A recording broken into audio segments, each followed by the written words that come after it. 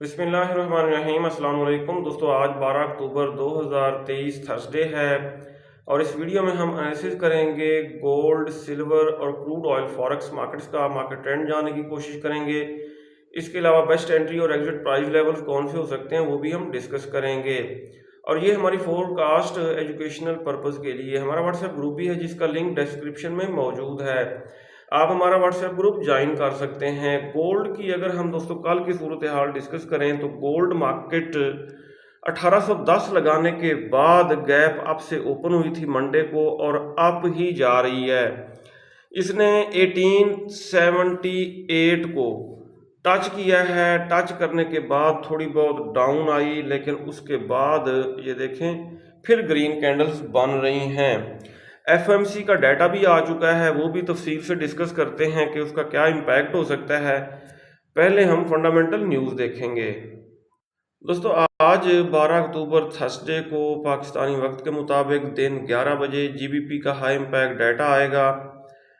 Further USD से related CPI, core CPI का data होगा और ये 1 2 3 4 high impacts news red colour में जो आपको नज़र आ रही हैं पाकिस्तानी वक्त के मुताबिक 5:30 बजे आएंगी और ये मार्केट का ट्रेंड चेंज कर सकती हैं। नेचुरल गैस स्टोरेज का डाटा 7:30 बजे आएगा। क्रूड ऑयल इन्वेंट्रीज का डाटा आएगा 8 बजे। अगर इन्वेंट्रीज का लेवल ज़्यादा हुआ तो क्रूड ऑयल फर्दर डाउन आएगा और अगर क्रूड ऑयल इन्वेंट्रीज में कमी हुई तो गोल्ड फिर अप हो सकता है करेक्शन करने। दोस्तों एफओएमसी मिनट्स का डाटा आ चुका है और ये पाकिस्तानी वक्त के मुताबिक रात 11 बजे आया। इसमें इंटरेस्ट रेट को इंक्रीज नहीं किया गया। ये देखें, उन्होंने कहा कि इसी रेंज में इंटरेस्ट रेट को रखा जाए, 5.25 से लेके 5.5 की रेंज में रखा जाए। अच्छा, इससे मार्केट्स के ऊपर ज़्यादा इम्पैक्ट नहीं होगा। ये देखें मार्केट रिएक्शन यहाँ पे लिखा हुआ है। US dollar index is rising after falling for 5 consecutive days. 5 दिन हो गए हैं यूएस डॉलर डाउन आ रहा है, इससे थोड़ा बहुत अप होगा। स्लाइटली बिलो 106, 106 से थोड़ा नीचे रह सकता है। It remains around that area after the minutes that have little impact on markets. और इस डाटा का इम्पैक्ट मार्केट के ऊपर बहुत कम होगा। अगर हम ट्रेडिंग व्यू पे देखें, गोल्ड की करंट प्राइस 1872 पे है और यहाँ पे न्यूज़ हैं gold holds gain after FOMC minutes. FOMC minutes आने के बावजूद भी गोल्ड अपना बुलिश ट्रेंड बरकरार रखे हुए है। Gold rises again on safe haven demand. ये सेफ हेवन डिमांड क्या है? जब इंटरनेशनल लेवल पर मसले मसाइल हों, जंग हो, तो बड़े ट्रेडर्स गोल्ड को ख़रीदते हैं। गोल्ड की ख़रीदारी से गोल्ड की प्राइजेस अप हो जाती हैं। यूएस 10 ईयर बॉन्ड यील्ड्स ने छोटी छोटी ग्रीन कैंडल्स बनाई हैं। अगर ये मार्केट अप होती है यहाँ से तो गोल्ड डाउन आ सकता है, लेकिन ऊपर बेरिश इनगल्फिंग बनी हुई है, इसके डाउन आने के ज़्यादा चांसेस हैं। अगर हम एक्सटीआई, यूएसडी, डब्ल्यूटीआई या क्रूड ऑयल को देखें तो इसके ऊपर ज़्यादा इम्पैक्ट नहीं हुआ गज़ा कॉन्फ्लिक्ट का, ठीक है, और ये खातिर खा अप नहीं हुआ। हालांकि इसको अप होना चाहिए था, लेकिन ये डाउन ही है। थोड़ा सा अप हुआ है, गैप भी इसने तकरीबन फिल कर लिया है।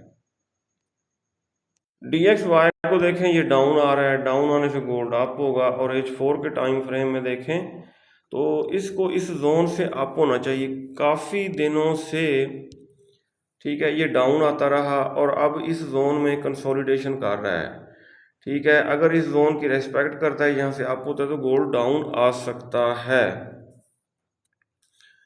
और फर्दर अगर इस जोन को ब्रेक भी करता है तो नीचे 200 का मूविंग एवरेज है, इससे टकरा के इसने जाना अप ही है। यानी अब गोल्ड थोड़ा बहुत अप होने के बाद इंशाल्लाह क्रैश होगा। जी दोस्तों, गोल्ड का चार्ट आपके सामने ओपन है। सबसे पहले हम डेली टाइम फ्रेम ओपन करते हैं और लेवल्स लगा लेते हैं। ये है जी रेजिस्टेंस 1877 को तकरीबन इसने आज टच किया है और ये हो सकती है रेजिस्टेंस इसकी, और नीचे सपोर्ट वही बरकरार है। इसका कलर भी हम ब्लू करेंगे ये, और इसको कर देंगे डन। अब देखेंगे हम H4 के टाइम फ्रेम में।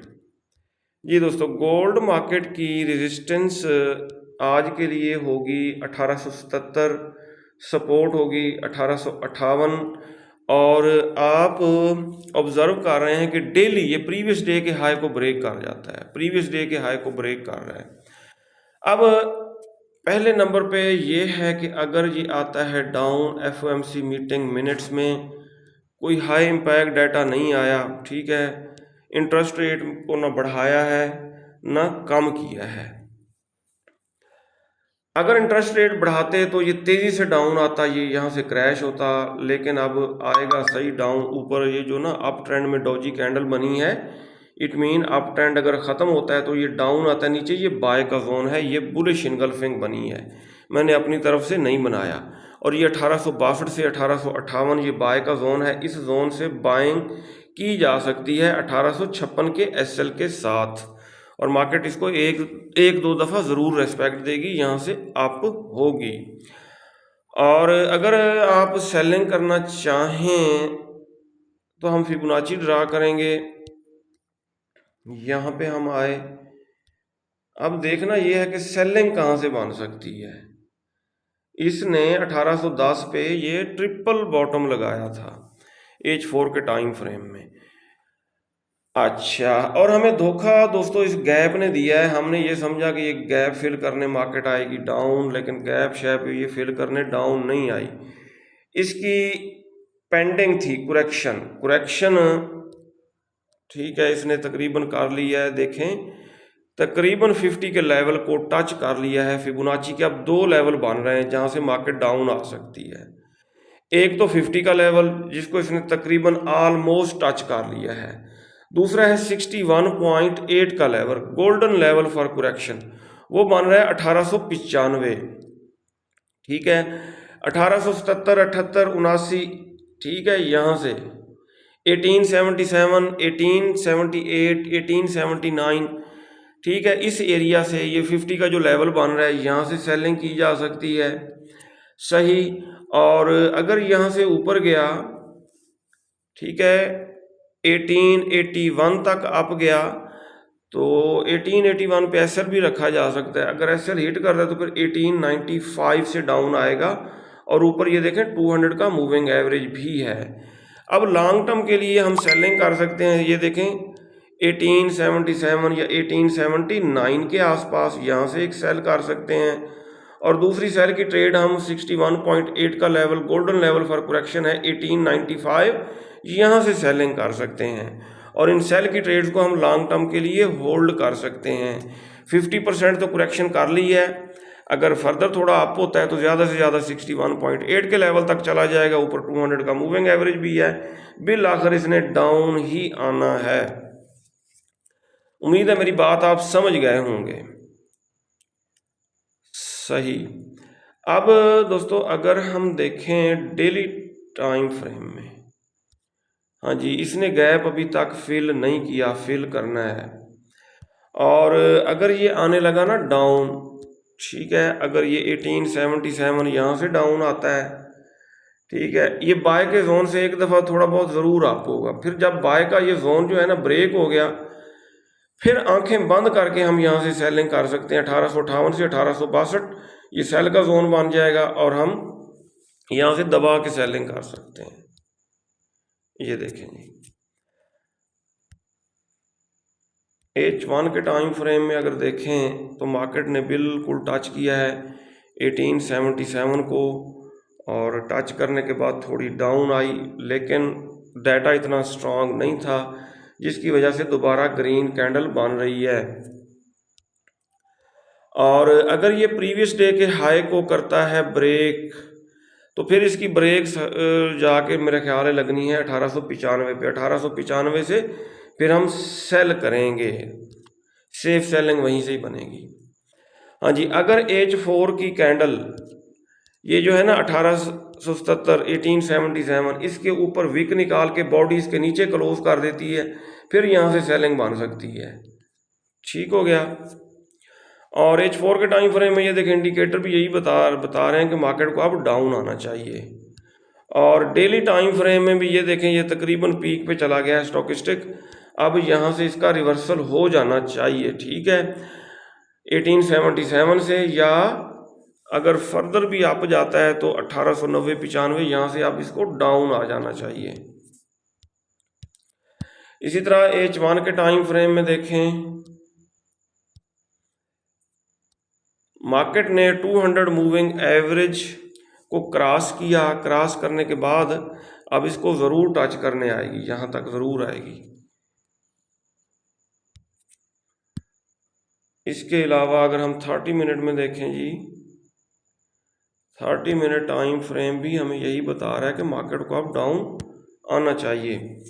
अब दोस्तों हमारी ट्रेडिंग स्ट्रेटेजी यही होगी, मार्केट अगर यहीं से आ जाती है डाउन जहाँ पे खड़ी है तो ये बाय का जोन है, स्कैल्पिंग वाली बाइंग की जा सकती है 1858 1862, यहाँ से बाइंग एक ट्रेड को ब्रेक इवन कर लेंगे। अगर 1877 को इसने ब्रेक किया तो फिर ये 1858 तक आप जा सकते, 1895 तक आप जा सकता है। सही है। और एक सेल की ट्रेड हम यहाँ से लगाएंगे, अगर मार्केट ने इसको हाई को ब्रेक किया लेकिन कैंडल इसके नीचे क्लोज कर दी, फिर यहाँ से सेल कर देंगे। और अगर इसके ऊपर इस मार्केट ने कैंडल क्लोज कर दी, फिर रीटेस्ट करके फर्दर अप जाएगी तो फिर सेलिंग बनेगी 1895 के आसपास। मार्केट काफ़ी चौपी है आजकल। W1 के टाइम फ्रेम में देखें, W1 के टाइम फ्रेम में ये देखें हैमर के बाद अब ग्रीन कैंडल बनी है। ठीक है, 1895 से अगर ऊपर निकलती है तो नहीं, 1916 यहाँ से इसको ऊपर बेरिश इनगल्फिंग है, डाउन आ जाना चाहिए। बस यही इतनी ज़्यादा से ज़्यादा करेक्शन करेगी और इंशाल्लाह डाउन आ जाएगी। इसका बड़ा ट्रेंड सेल का ही है। अगर हम वीकली में ट्रेंड लाइन ड्रा करें, ये देखें ये है ट्रेंड लाइन, सही। और ये बस 1895 का एरिया ही बन रहा है तकरीबन। इसके अलावा अगर हम मंथली में देखें जी,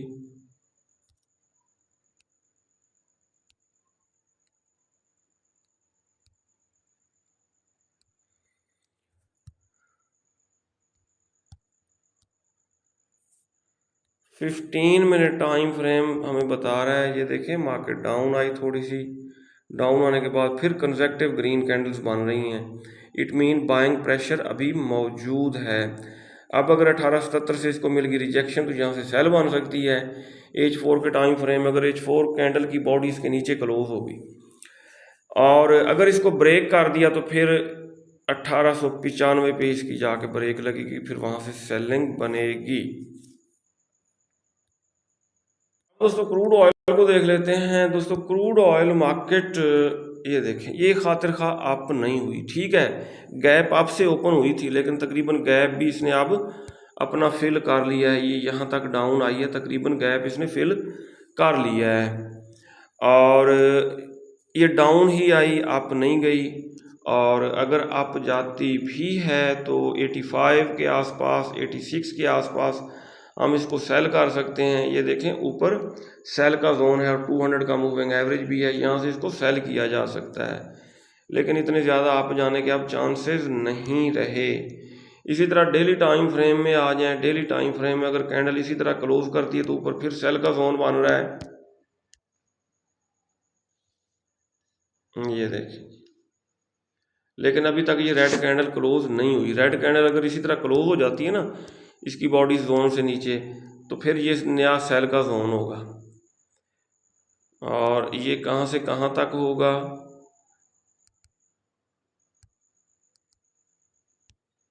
ये भी देख लेते हैं।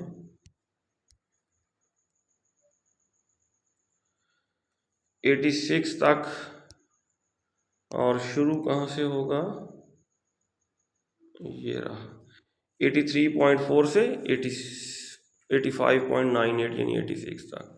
ये नया सेल का जोन है, ठीक है। अगर मार्केट अप होती है तो इस जोन से हम इसको सेल कर सकते हैं दोबारा क्रूड ऑयल को। और अब क्रूड ऑयल मार्केट दोस्तों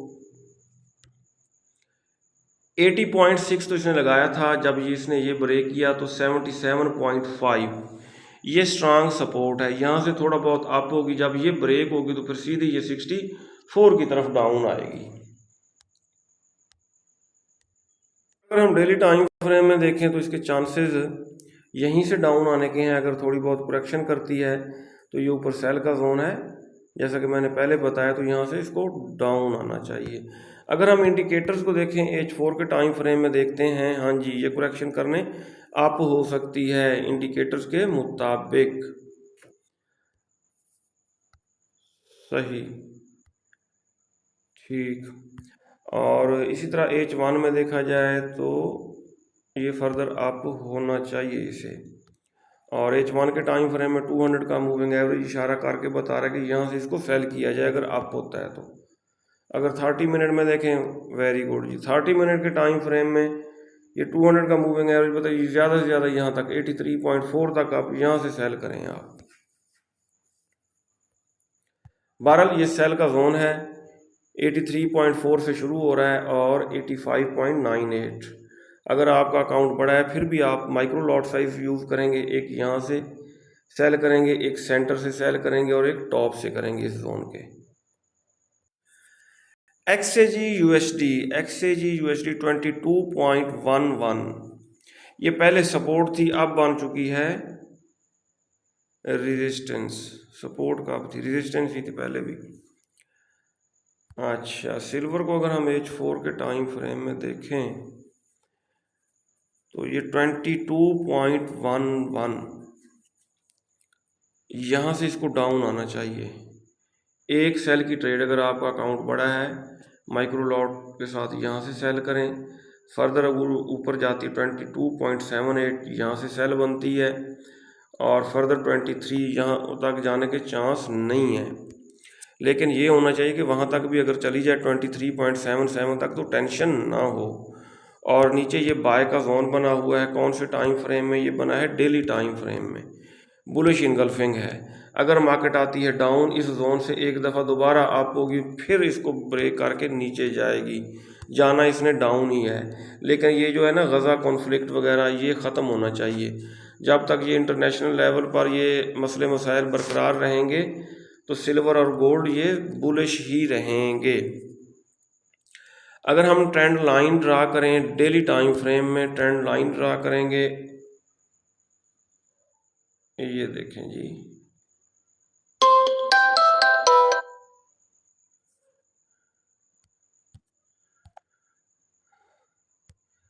सही हो गया। ये ट्रेंड लाइन हमें बता रही है कि बेस्ट सेलिंग जो है ना वो 22.7879 के आसपास की जाए, ये सेफ सेलिंग बनेगी यहाँ से। ठीक हो गया, इज इट क्लियर। और H4 में 200 का मूविंग एवरेज इशारा करके बता रहा है 22.78 यहाँ से सेल किया जाए। ठीक है, डबल कंफर्मेशन है, यहाँ से हम सेल करेंगे। और H4 में इंडिकेटर हमें स्टॉकिस्टिक बता रहा है कि मार्केट को अब यहाँ से डाउन आ जाना चाहिए। डेली टाइम फ्रेम में भी इंडिकेटर तकरीबन पीक पे जा चुका है, ये लीडिंग जो है, लैगिंग थोड़ा पीछे है, पर थोड़ी बहुत और कंसोलिडेशन या थोड़ा बहुत और अप होने के बाद मार्केट डाउन आ जाएगी। अब वैसे सिल्वर और गोल्ड को हर टॉप से सेल वैसे किया जाए, लेकिन माइक्रो लॉट के साथ सही लेवल्स पे सेल किया जाए, और आना इन्होंने डाउन है। ये था दोस्तों आज का एनालिसिस। अगर आपको हमारी वीडियोस अच्छी लगती हैं तो आप हमारे चैनल को सब्सक्राइब और हमारी वीडियोस को लाइक और शेयर कर सकते हैं। अपना बहुत सारा ख्याल रखिएगा। इसके अलावा फॉरेक्स ट्रेडिंग के जो रूल्स हैं उनका भी ख्याल रखना चाहिए। लॉट साइज़ छोटा रखना चाहिए, स्टॉप लॉस ज़रूर यूज़ करना चाहिए, और अपना प्रॉफिट डेली विदड्रा कराया करें। इसके अलावा अगर कहीं लॉस बुक करना पड़े तो लॉस बुक कर लिया करें, वरना लॉस बढ़ता रहता है और टेंशन होती है, पूरा अकाउंट ख़तरे में पड़ सकता है। बस ओवर ट्रेडिंग नहीं करनी, ज़्यादा लॉट्स ओपन नहीं करनी, बस यही जो रूल्स हैं आपको पता है, इन रूल्स को ज़रूर फॉलो करना चाहिए। ओके जी, अल्लाह हाफिज़।